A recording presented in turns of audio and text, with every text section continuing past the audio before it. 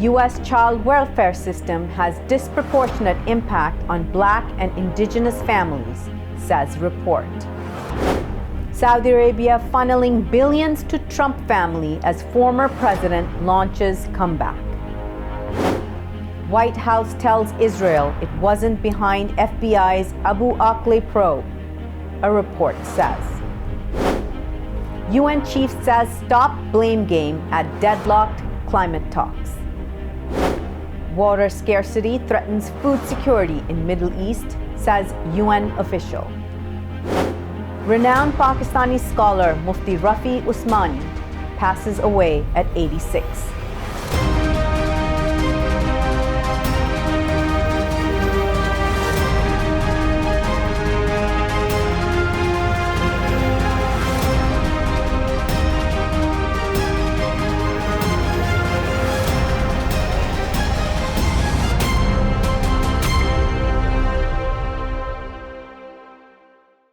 From Washington, D.C., this is the Muslim News on Muslim Network TV. Assalamu alaikum, I'm Hena Zuberi.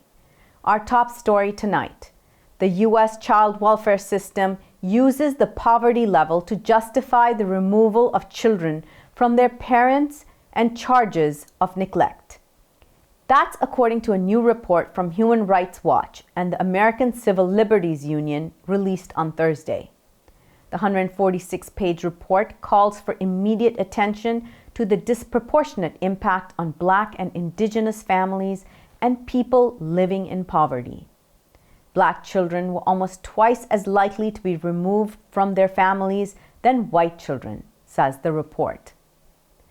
The report compiles national and state data as well as testimonial evidence showing racial and socioeconomic disparities in the child welfare system.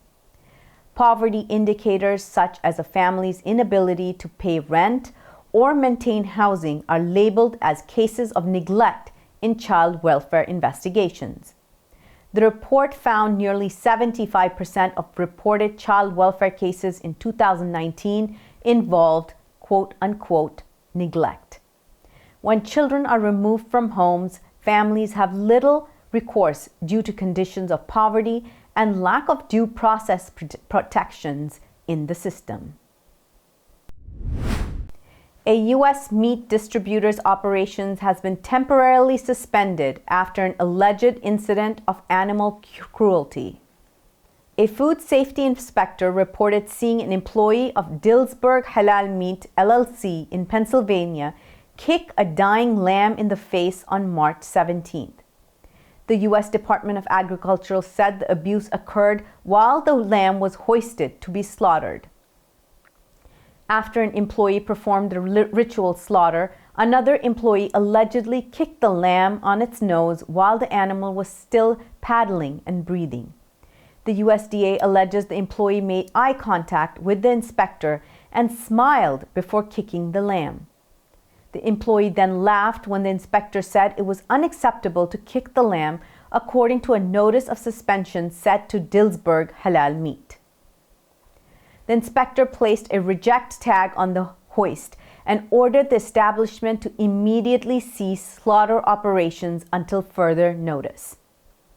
Halal meat requires fair treatment of animals.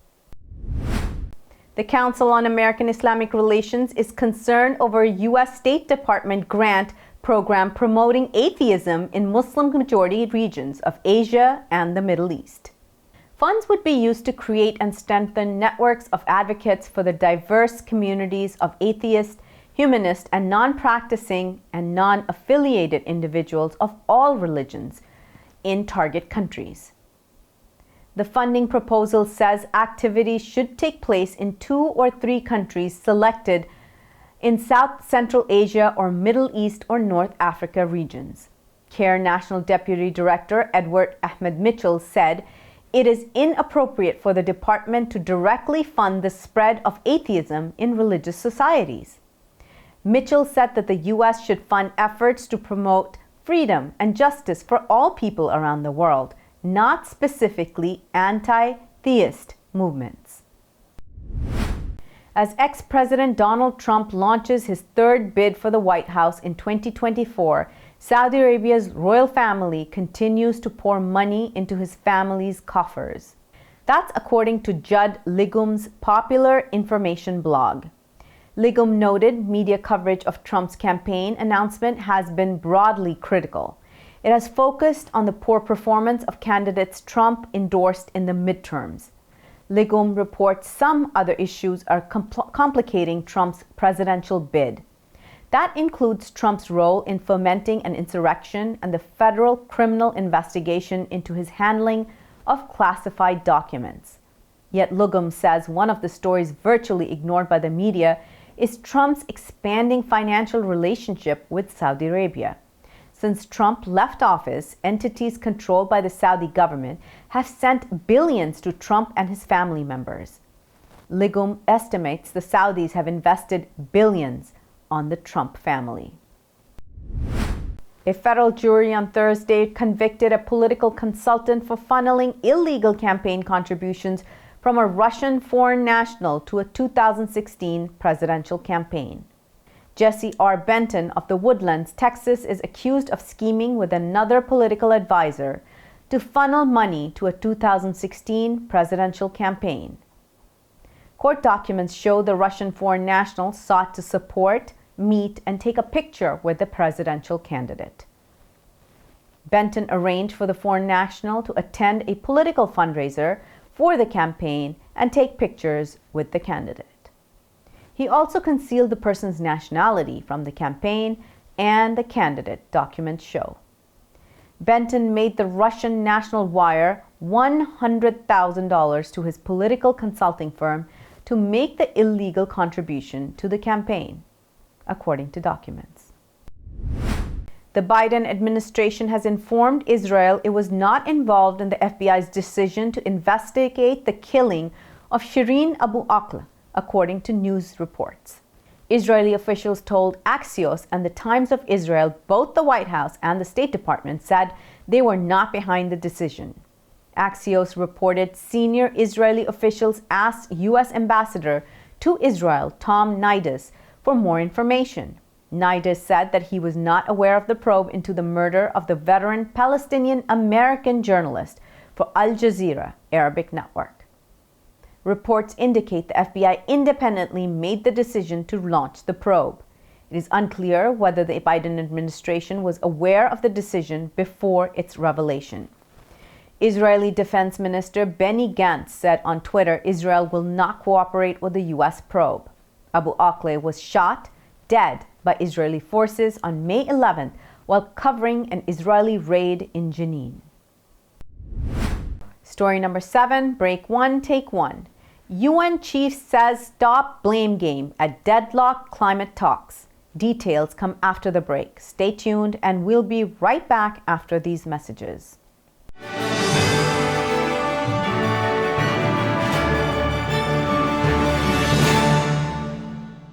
A free 3-minute online chat can give you the personalized tips you need to start boosting your retirement savings today. If I could be you, and you could be me for just 1 hour. If we could find a way to get inside each other's minds. Walk a mile in my shoes. Walk a mile in my shoes. Well, before you abuse, criticize, and accuse, walk a mile in my shoes. There are 16 million children struggling with hunger in America.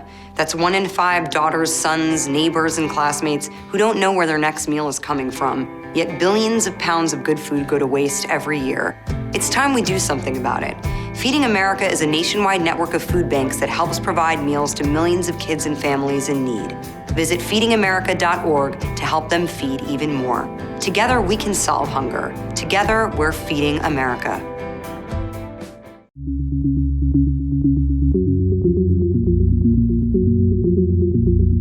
To stop this genocide, we need your help.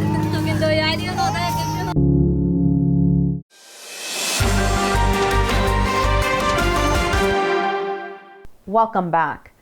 UN Chief Antonio Guterres told rich and developing nations to stop the finger pointing at climate talks on Thursday. He urged them to reach a deal on covering the losses suffered by vulnerable nations battered by weather disasters. The 2-week COP27 climate conference in Egypt wrapped up today. Negotiations said the talks likely would go on overnight as they scrambled to find a compromise over the contentious loss and damage issue. Guterres said that there was clearly a breakdown in trust between developed and emerging economies. He said that the most effective way to build confidence would be to find an ambitious and credible agreement on loss and damage and financially support vulnerable countries. 2 Islamic schools have been closed down in France's southern city of Montpellier, according to local media reports. Officials carried out unannounced checks at 2 schools Tuesday and ordered the administration to shut them down, Actu.fr reports. The raids were carried out on the directives of Hugues Motu, governor of the Hérault region. A small mosque in one of the schools will also be shut down. Motu said the schools were illegal and the mosque was operating without permission, the report said. A controversial new French law introduced last year has been criticized for singling out Muslims. Some 25 mosques have been closed down in the country on various grounds. The European Islamophobia Report 2021 says the new law supposedly a response against quote-unquote terrorism and quote-unquote radical Islam has provided a violent crackdown on Muslim visibility and organizations. The report said France is one of the main spots of anti-Muslim hatred and Islamophobic incidents in Europe. The news comes on the heels of a rash of bans on Islamic schools in Sweden over the last few months. The UN Food and Agricultural Organization voiced concern over the worsening water scarcity crisis in the Middle East, which will threaten food security in the region. The agency is participating in the COP27 climate talks in Sharm el-Sheikh in eastern Egypt, which wrapped up today. Jean-Marc Forez is an agriculture research officer and water resources management specialist at FAO. He said food is one of the sectors most affected by climate change. Forez added, water is the #1 issue in the Middle East and the world. He said the Middle East does not lack drinking water, but enough water to produce food. Climate change is affecting water and agriculture as farmers are trying to figure out if they can still grow the same crops with rising temperatures. Thousands of Sudanese citizens demonstrated on Thursday calling for justice for people killed since last year's military coup. The October 2021 military takeover led by Army Chief Abdel Fattah al-Burhan has deepened the country's political crisis, according to AFP correspondents. Since then, the nation has been gripped by unrest and its transition to civilian rule has been derailed. Nearly weekly anti-coup protests have been met with a violent crackdown. So far, at least 119 people have been killed, according to pro-democracy medics. Thursday's protest drew the largest crowds in the northern part of the capital, Khartoum. They marked 1 year since 15 people were killed in the deadliest single-day crackdown on anti-coup demonstrations. Talks between the Forces for Freedom and Change and the military have stalled for weeks. The two sides recently welcomed a transition constitution developed by the Sudanese Bar Association as a basis for a lasting agreement. Zaza Mikaladze, a coordinator with Solidarity Community in Georgia, says Adjara's mosques make Georgian culture richer. Mikaladze's group is on a mission to preserve these mosques in this former Soviet republic and promote them as cultural heritage sites. The group works with government agencies and media to draw attention to the buildings. It's part of an indirect struggle for Georgia's Muslim minorities to be accepted as full members of Georgian society. Among the hidden gems dotting the verdant slopes above Adjara's Black Sea coast is an unassuming wooden building in the Georgian hamlet of Ghavni. Like many other mosques in the southwestern tip of Georgia, the facade is nearly indistinguishable from traditional two-story wooden homes. More than 50 wooden mosques are found in the region, some still in use. Most of the mosques were built during Ottoman Turkey's dominance over the region. The U.S. Special Inspector for Afghanistan Reconstruction, or CAIR, has identified 6 factors that led to the collapse of the Afghanistan former government. The Afghan government failed to realize the U.S. would actually exit from Afghanistan, the report said. It noted that the Afghan government fundamentally was unprepared to manage the fight against the Taliban as the U.S. military and its contractors withdrew. Another reason was the exclusion of the Afghan government from U.S. Taliban talks. That weakened and undermined the Afghan government, the report said. The Taliban's refusal to talk to the Afghan government without first negotiating with the United States was another obstacle to a sustainable peace in Afghanistan. CAIR added that the Afghan government's insistence on effectively integrating the Taliban into the republic made progress on peace negotiations difficult.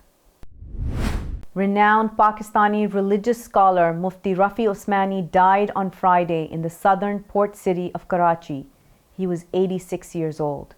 A jurist and author of several books, Usmani also served as the head of Darul Uloom, Karachi, the country's largest seminary founded by his father, Mufti Muhammad Shafi.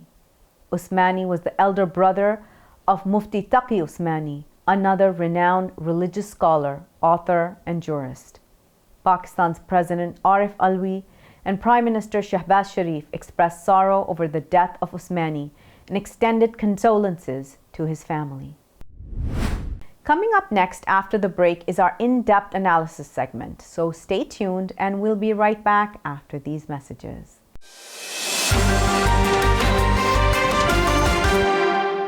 A free 3-minute online chat can give you the personalized tips you need to start boosting your retirement savings today. If I could be you, and you could be me for just 1 hour.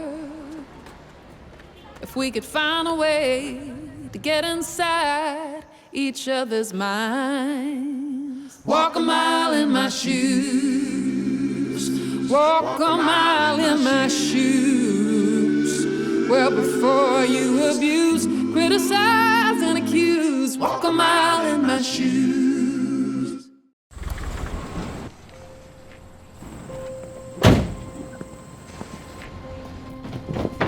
Dad, they took over my bedroom. Come on, come on. Okay, Dad. 1, 2, 3.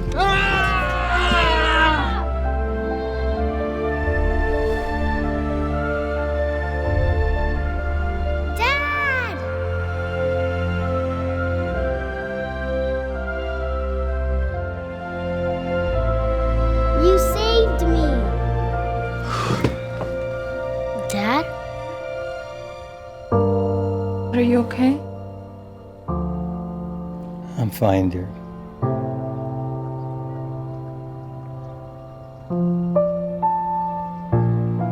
Your hero needs you now, and AARP is here to help. Find the care guides you need at aarp.org/caregiving.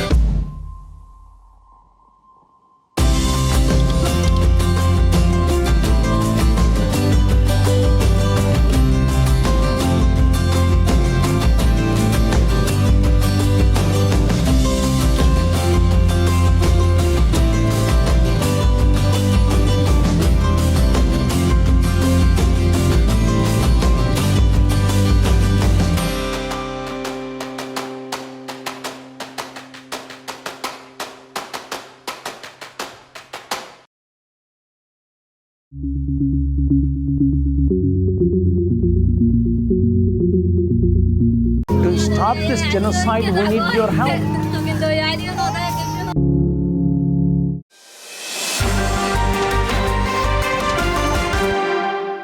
Welcome back. To discuss the developments during the G20 summit in Indonesia, let's go to Edward Ahmed Mitchell. Over to you, Edward. Thank you, Hena. And now we move to a discussion of the G20, the latest gathering of the G20 nations, which was held in Indonesia. What came out of the G20? What were some of the issues leading up to it? Who was there? Who wasn't there? Why weren't they there? What will this G20 meeting, what impact will it have on the world at large? Let's dive in. To discuss this, I want to bring on our special guest, Dr. Guy Burton, who is an adjunct professor of international affairs at the Brussels School of Governance. Dr. Burton, good afternoon. Thank you so much for joining us. How are you?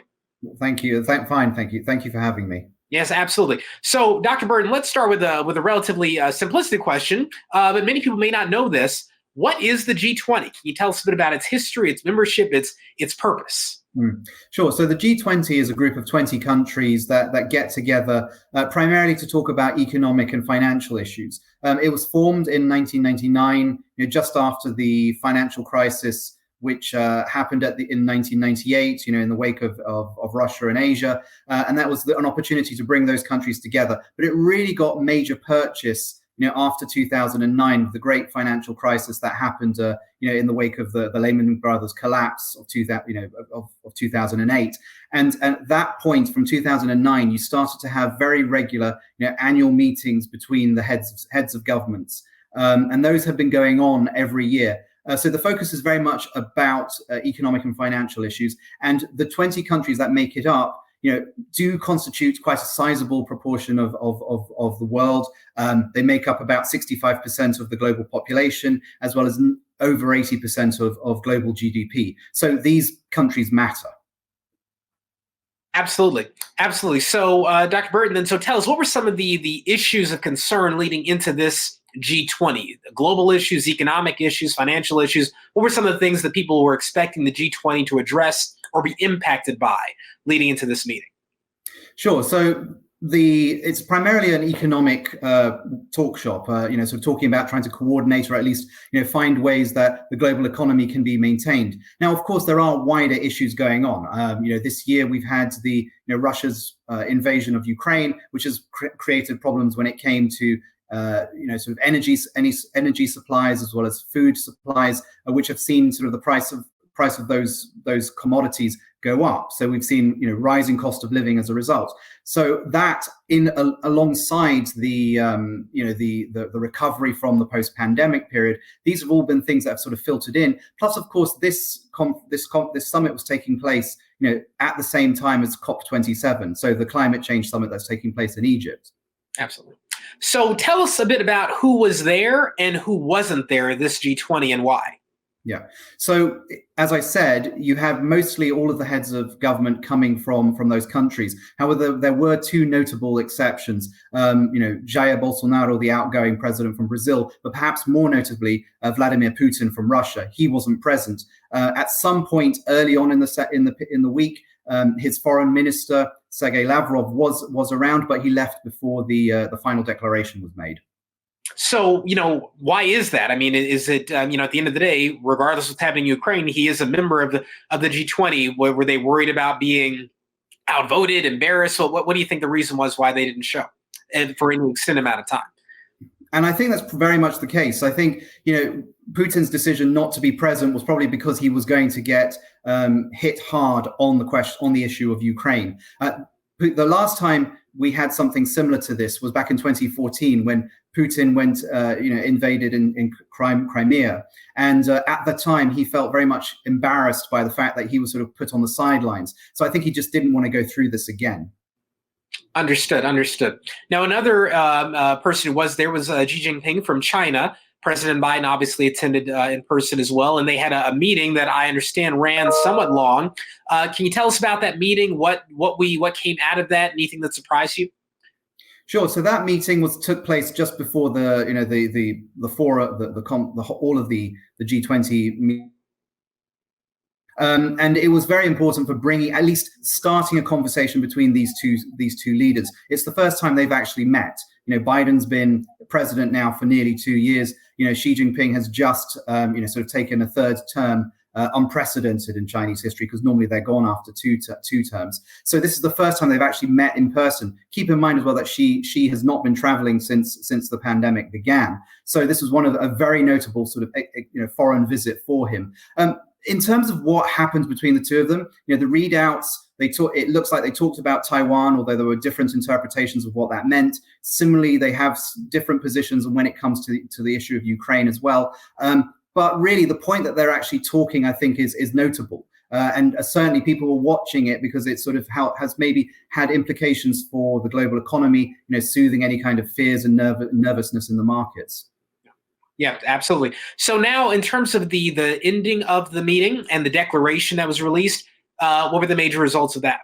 Sure. So, of course, G20 is primarily about economic and financial issues. Although, of course, the issue of Ukraine does loom large, and because as I flagged up, it has had repercussions in relation to energy and food. That has meant that they did have to reference it. They didn't achieve what the host of the G20 summit, the Indonesian president Jokowi, wanted, which was to find a solution to the problem. That wasn't going to happen. Although what they did in the declaration was to just reiterate the points that they've made elsewhere. Now, there is quite a wide range of opinion amongst these countries as to what the reaction should be towards Russia's invasion. But it was a pretty strident, strong message saying that talking about aggression. So in that sense, I think the Western countries very much got their position across there. But they did acknowledge in the declaration that there were different views and different viewpoints relating to the Ukraine issue. So speaking of that issue, going forward, do you think the G20 will stay the G20, or do you think Russia might be excluded, as happened with the smaller group of nations? Do you expect this to stay intact despite what's happening in Ukraine? Unlikely. I mean, this is a group of, I think the nature of the G20 is that you are always going to have differences. And I think those are becoming more and more visible. Of course, keep in mind that this isn't a decision-making body as such. There is no kind of institutions that operate between these summits. It's just an opportunity for leaders to come together and to talk. Of course, there's going to be differences of opinion, but the point is that it is a regular, ongoing process. I don't think it's going to solve problems, but at least the more that you are talking to people, communicating, I think that makes a difference. Another question for you, Dr. Burton. There was an interesting, some might say awkward exchange between the Chinese president and Canadian Prime Minister Trudeau on the sidelines of the G20. Is that people make a big deal out of nothing, or was there really something unusual about that interaction? Tell us about it. Yeah. So what happened there was that some of the media in the media pool caught Xi Jinping sort of protesting to Trudeau, the Canadian Prime Minister, that the Canadians were leaking details from the meetings that they were having. Now, I think this is meant to embarrass the Canadians, and there has been some discussion as to whether this was, the Chinese flexing their muscle somewhat and picking on the Canadians because they are the least likely to be able to hit back on this. But I think it's also worth keeping in mind that these sort of things do happen from time to time. If you are going to allow cameras into a meeting where interactions are taking place, it's likely that you are going to pick these kind of things up. This is just, human dynamics, human interactions. I think that's what maybe stands out for people is that, we're so used to seeing scripted, stated dialogues and statements that when we sort of catch them on the sidelines, it really maybe magnifies things somewhat. Indeed. Well, Dr. Burton, I want to thank you so much for giving us this recap, sharing your perspective. These developments, economic and otherwise, will continue to unfold in the coming months. So we look forward to having you back to learn more about what is going on in the world, God willing. Thank you so much for joining us. Okay, thank you. Thank you. And we'll send it back to you, Hena. Thank you so much, Edward. That's all from our Washington studios tonight. Thank you for tuning in. You can find previous episodes and more on our YouTube or Facebook. For more content, keep watching Muslim Network TV or visit muslimnetwork.tv. Muslim Network TV would like to extend our condolences to Mufti Rafi Usmani's students in North America. Assalamu alaikum and good night.